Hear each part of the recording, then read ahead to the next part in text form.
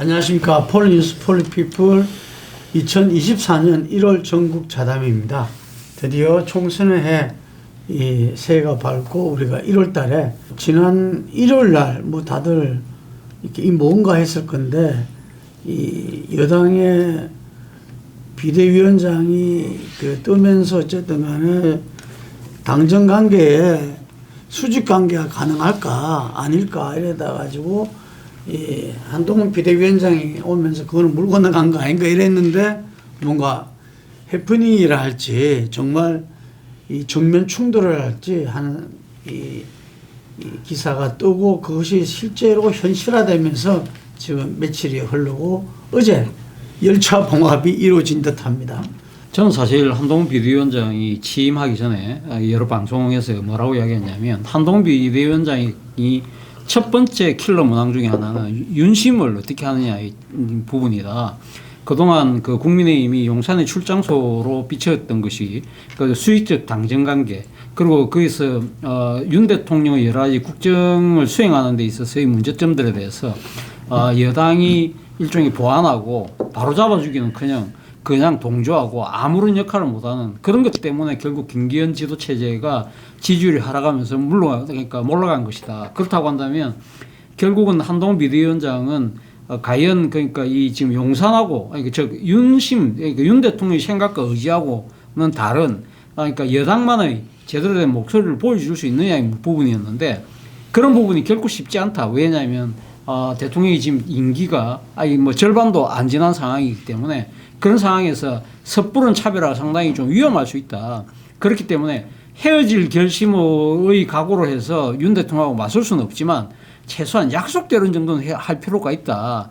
좀 이렇게 발칙할 정도로 대드는 모습 정도는 보여야 될 거라고 생각했는데 그동안 한동훈 비대위원장은 그와 관련한 첫 번째 시험대인 김건희 특검법에 대해서 그 총선용 압법이라면서 사실상 대통령 거부권을 손을 들어주는 상황이었어요. 그런데 지금 김건희 특검법은 지금 현재 그 거부권을 행사해서 재의결이 요구가 되어 있는 상황이기 때문에 국회에 지금 그대로 이게 지금 펜딩되어 있는 상황이긴 하지만 또 하나의 김건희 리스크 중에 하나가 바로 디올백, 명품백 수수와 관련된 문제였는데 이거는 그동안 이 취재하는 측에서의 정치적 공작이고 함정 취재였다. 그렇기 때문에 우리가 피해자라는 논리로 그러니까 대통령실을 계속적으로 이야기를 해왔지만 그 부분이 사실은 알게 모르게 알만한 사람은 다 아는 상황이 됐던 것이거든요. 사실 김건희 특검법에 대한 거부권을 행사하는 데 있어서 국민의 60% 넘는 답변자들이 해서는 안 된다고 하는 것도 따지고 보면 김건희 특검법 하나만 문제가 아니라 바로 지금 이 명품백 수수와 관련된 이 동영상의 그 효과, 영향 때문이라는 부분이 분명했다는 거죠. 그렇다고 한다면 사실은 여당 내에서 이 이야기가 진작에 나왔어야 되는데 아무도 용산 눈치 보면서 말을 못하고 있다가 이번에 한동훈 체제에 의해서 들어온 김경률 회계사가 비대위원이 되면서 그 이야기를 한 겁니다. 그렇다고 한다면 그 부분에 대해서 저는 김경률 회계사가 일종의 정치적인 셈법이나 이런 것보다는 정말 한동훈 위원장이 이야기하는 선민의사, 국민의 뜻을 앞세우겠다는 그게 정말 충실해서 한 이야기라는 생각이 들었어요. 그렇기 때문에 최소한 그 부분과 관련해서는 사실 용산에서 진즉에 기자 회견이나 기자 간담회나 인터뷰를 통해서 이 입장을 밝힐 거라고 알려졌던 측면이 있기 때문에 그 정도는 쿨하게 수용하고 넘어갈 줄 알았어요. 그런데 그렇지 못했다는 것이죠. 그러지 못하고 그 부분과 관련해서 특히 김경률 회계사가 이야기했던 마리 앙뚜아네트와 김건희 여사를 비교한 부분 때문에 더 경로를 했다고 그러는데 사실은 그 부분은 분명히 지나쳤지만 그러나 국민의 뜻을 여당의 일종의 최고위원격이잖아요. 그 부분을 갖고 발끈하다 못해서 급기야는 지금 한동훈 비대위원장 보고 사퇴하라고 요구를 했다. 그 부분은 정말 심각한 문제가 될 수밖에 없다는 것이죠. 만약에 한동훈 비대위원장 체제도 이번에 대통령실의 요구대로 물러나게 된다고 한다면 그거야말로 지금 그 국민의힘은 여전히 아니면 더한 상태의 용산 출장소밖에 안 되는 상황이었기 때문에 이러한 상황에서 한동훈 비대위원장 입장에서는 아마 지금 요구를 거부할 수밖에 없는 상황이 됐던 것이고요. 이러한 부분들이 양쪽의 공개적 충돌로 이어지면서 우리 헌정사상 대통령과 여당 대표가 공개 충돌하는 초유의 사태를 빚은 것이 아닐까라는 생각이 듭니다. 김건희 여사가 사과는 당이 원하면 하겠다라는 식으로 뭐 이야기는 사전에 있었다는 보도가 나왔어요. 그랬는데도 이게 조율이 지금 안 된 거잖아요. 그러니까 저게 참 그 여권 내부에서 일어난 부분에서 이 매끄럽지 못했다라는 부분인데요. 어떤 형태로든 저는 뭐 사과를 하는 방식으로 정리를 할 거라고 보고 있습니다. 네. 근데 이제 저거의 그 이야기를 그 김경률이라는 사람, 이제 원래 그 좌파 진영, 진보 진영에 있다가 온 사람이 이제 한동훈 측근처럼 해서 이제 그 마포울에 내리꽂혔지 않습니까?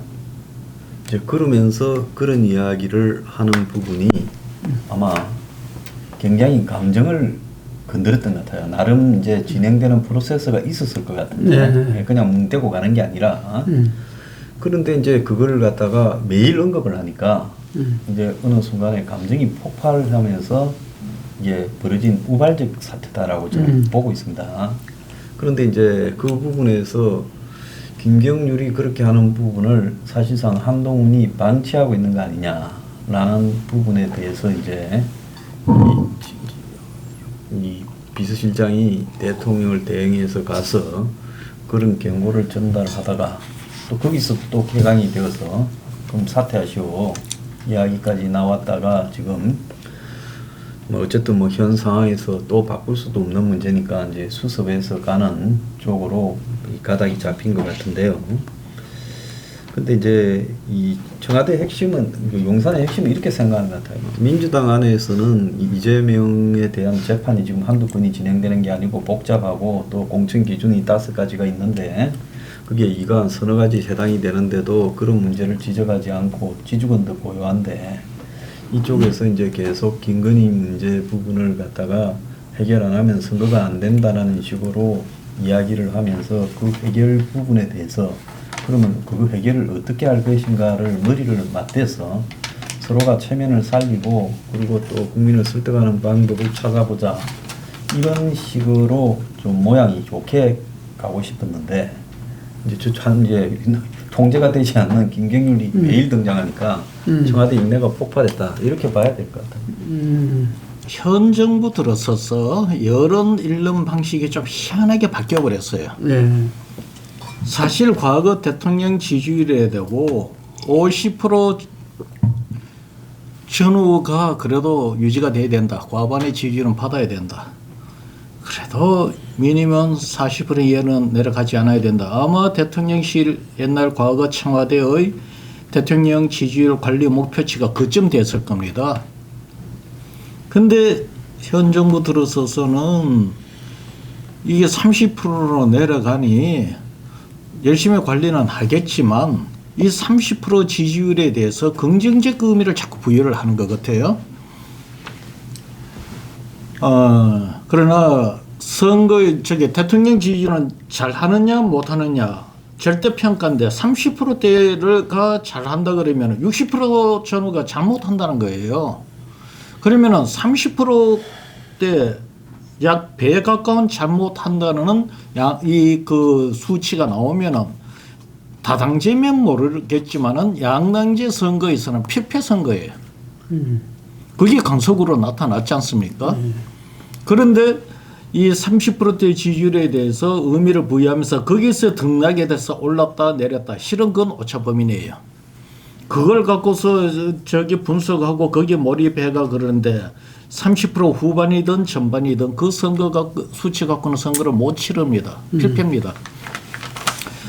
한동훈 대표 이제 비대위원장이 법무부 장관을 하다가 정치를 이제 시작을 하면서 법무부 장관과 달리 자기가 책임지고 정치를 하는 상황이 되면 이겨야 되는 선거예요. 그러면 한동훈 장관 입장에서는 대통령 지지율부터도 해석법이 달라지는 거고, 나름대로 선거를 치르기 위해서는 이 우리가 보통 무당층을 빼고 한 40에서 45%의 지지율을 끌어올려야 되는 그런 필요성을 느꼈기 때문에 그 김건희 그 여사건과 관련해서 특검이든 이런 문제에 대해서 나름대로는 정치적으로 그냥 넘어갈 수가 없다라는 판단을 하고 이렇게 한 것 같습니다. 그런 의미에서 뭐 짜고 쳤다고 보기는 어려운 것 같고 처지가 바뀐 입장이 되고 선거를 승리하기 위해서 뭐 그렇게 선택한 것 같고요. 실제 우리가 1월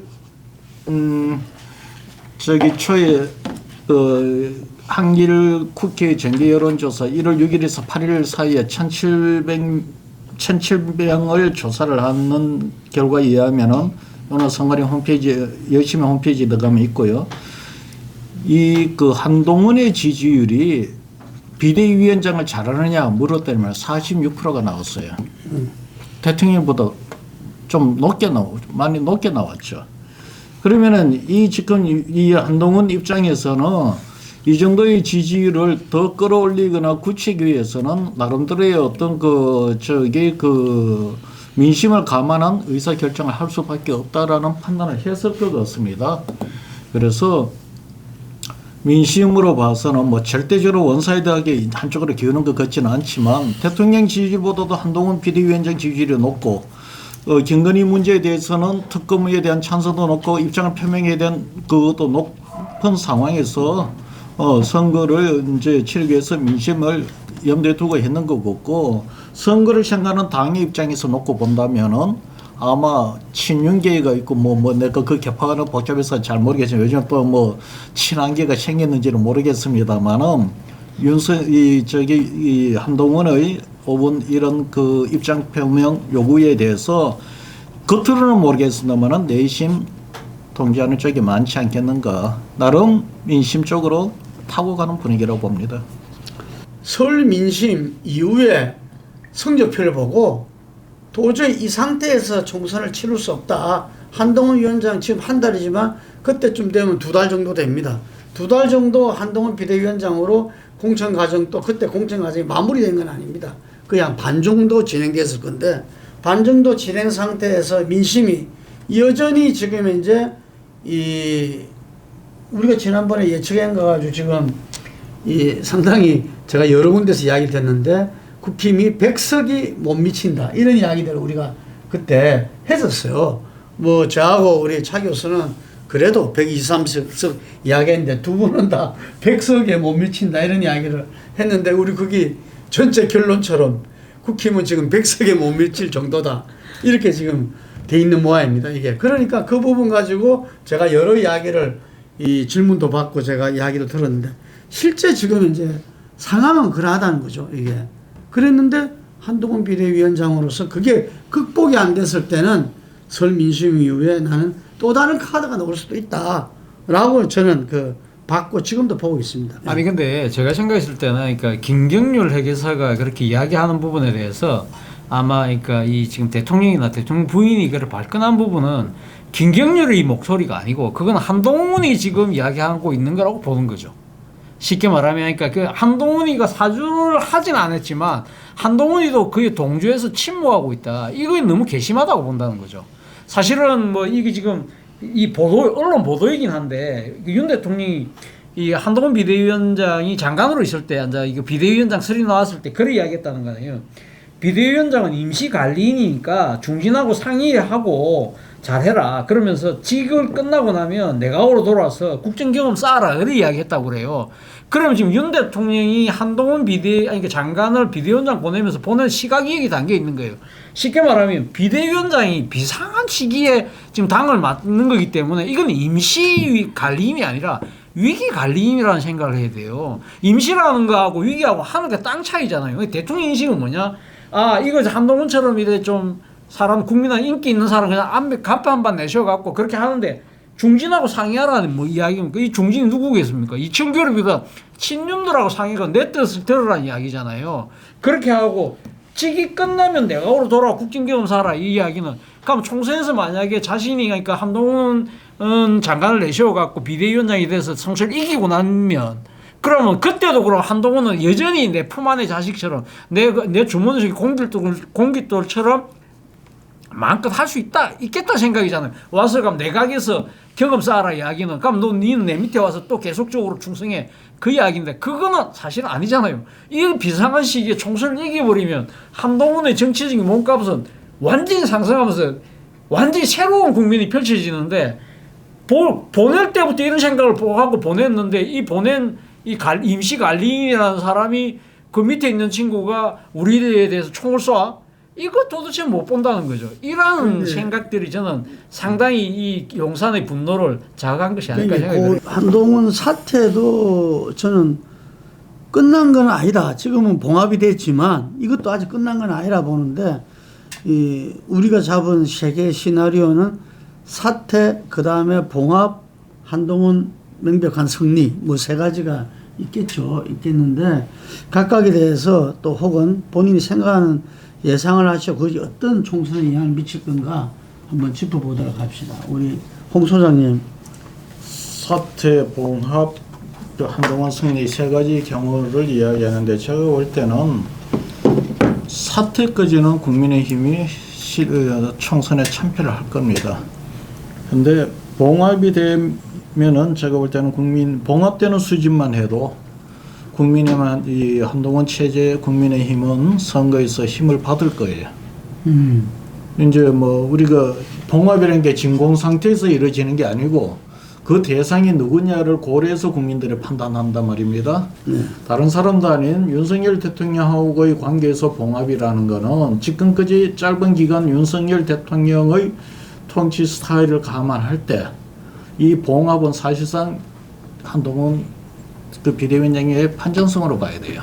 봉합 상태에서 그 공천에는 어떻게 될까요? 금방 이야기한 대로 갈린일 때는 공천은 당의 중진이라면 지금 이철규가 사실상 이 지금 공동 비대위원장처럼 굴고 있잖아요 지금. 공동 그 인재영입 위원장 그리고 또 그 공관위원이잖아요. 공관위원이기도 하고 이런데 그러면 공천은 어쨌든 그 용산 이철규 라인으로 지금 공천을 정리하겠다는 건데 거기도 변화가 있을까요? 거기서 바로 충돌이 일어날 것 같습니다. 거기서 예, 봉합되더라도 예, 봉합되는 거는 김건희 여사 그 문제가 아니고 어차피 그건 국민들이 여론상 그렇고 이 공천에 두고 이제 뭐 이렇게 거명되는 그 친윤 검사 라인들이 있지 않습니까? 이 사람들을 강남이나 서초나 영남에 갖다 꽂는 거에 대해서 한동훈이가 수용할 거냐 말 거냐 문제.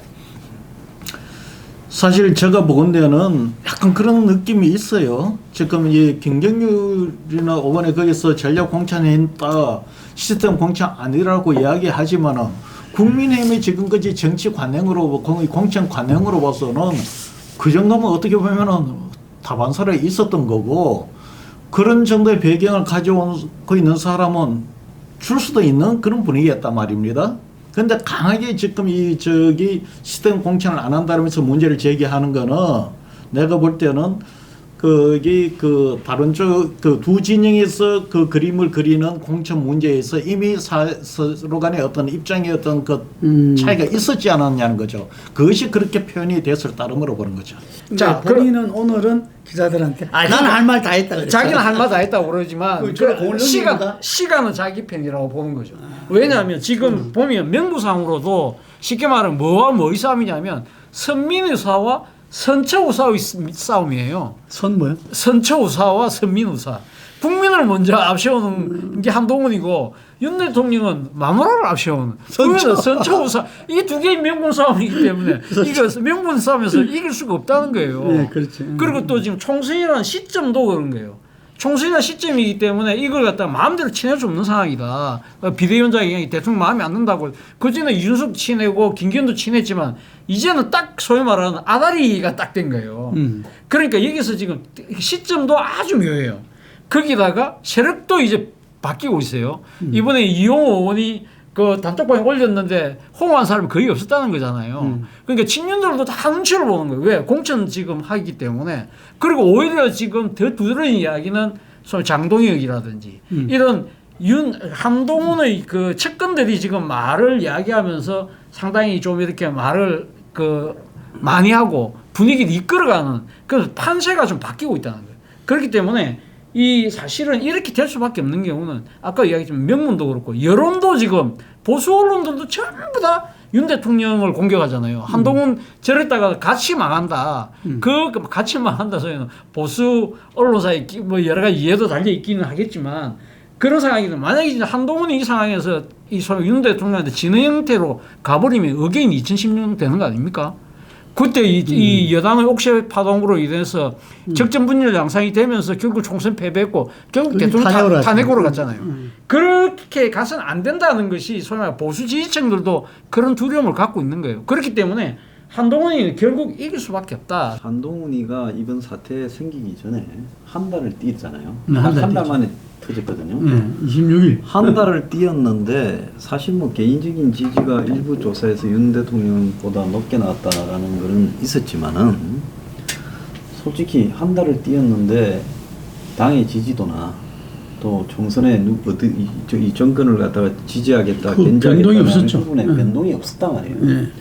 그러니까 그게 냉정한 어떻게 보면 이 한동훈의 이 실적이었다고 봅니다. 한 달 뛰는. 그러니까 한 달이면 그야말로 이제 컨벤션 효과가 극대화될 수 있을 만큼 언론에 노출이 많이 되었는데 그렇다는 거죠.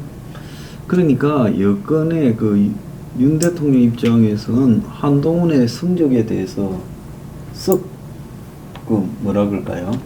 이렇게 마땅치 않는데 자꾸 이제 그러니까 한 입장에서는 자기의 그 차별화를 더 보여가지고 이 지지를 끌어올려 보겠다고 무리수를 뒀다. 요렇게 지금 해석이 될 것 같아요. 근데 이제 공천 권한의 문제가 핵심이라고 보는데 제가 봤을 때는 한동훈이 윤 대통령의 공천 권한이라는 이런 부분 사실상으로 이기지 못할 거라고 봅니다. 왜 그런가 하면 여차하면 윤이 그냥 자유 경쟁으로 맡겨서 승리하는 사람한테 예? 이렇게 가자. 예? 솔직히 말하면 뭐 국민의힘에서 지금 뭐 재계는데 물갈이를 한들 뭐 옛날처럼 옛날에 YS 때처럼 뭐 진짜 막 새로운 물을 데려와 가지고 하는 물갈이도 아니고 국민으로 봐서는 뭐 물갈이를 굳이 해야 될 이유가 뭐가 있나라는 부분인데 지금 국민의힘의 다수 중진 의원이나 영남권 의원은 물갈이에 대한 엄청난 스트레스와 이런 걸 받고 있지 않겠어요? 근데 이제 한동훈이 비대위원장으로 뭔가를 보여주려니까 이제 물갈이나 이런 부분에서 의혹을 낼 건데 윤 입장에서는 가장 간단하게 의원들 지지를 받으면서 하늘 코너로 몰 수 있는 방법이 뭔가 하면 그냥 이 시스템 공천으로 가라. 전부 자유경선 다 해라. 그래서 거기서 이기는 사람은 하자. 특별한 결격 사유가 있는 사람, 이런 사람만 빼고는 나머지는 전부 그렇게 해라고 선언해버리면 현역들 다수가 다 좋아할 거 아니에요. 그러니까 이 수가 남아있다는 거죠. 근데 한동훈이 그러지 않다. 이걸 물갈이를 해야 된다고 이제 이야기를 했을 때 한이 코너에 몰리게 되죠. 그렇기 때문에 공천 문제 싸움에서 한의 싸움은 굉장히 제한돼 있다는 겁니다. 2차전에서 확실하게 이제 승기를 잡으면 아마 상당한 공천의 한동훈 페이스대로 갈 가능성이 저는 높다고 봐요. 봅니다. 그러니까 그 아무래도 문제는 이제 지금 소위 말하는 친윤, 그 중에서 찐윤들을 어떻게 할 것이냐의 부분인데 그거는 한동훈도 쉽게 쳐내기는 쉽지 않을 것 같아요. 왜냐하면 개인적인 인연들 있잖아요. 그러니까 이거 다 찐윤들이라는 사람들이 거의 검사 출신들이 많잖아요. 네. 그렇기 때문에 거기는 아마 나름대로 자기 입장에서는 좀 옥석을 가리지 않을까? 뭐 일률적으로 다 쳐내지는 않을 것 같고 그런 식으로 하면서 그러면서도 사실 일정 개혁적인 모습들 그런 모습도 아까 한동훈 제대로 보여준 게 없다는 그 부분 갖고 우리 한 소장 말씀하시는데 저도 그 부분은 동감을 하거든요. 그렇다고 한다면 한동훈 입장에서는 자신이 만약에 윤 대통령과의 2차전에서 승리를 할 경우에는 3차전에서 한동훈의 색깔을 낼 수 있는 것은 결국 공천밖에 없다. 그렇다고 한다면 그런 부분들에 할 경우에는 사실 2차전에서 만약에 지금 벌써 지금 윤 대통령이 밀리고 있는 상황이기 때문에 사실은 지금 더 이상 공천에 개입할 방법도 상황도 아니에요. 그렇기 때문에 사실은 이걸 갖고 더 이상 태클을 걸다가는 진짜 당내에서 총선도 하기 전에 윤 대통령 보고 탈당하라는 이야기 나올 수도 있는 거거든요.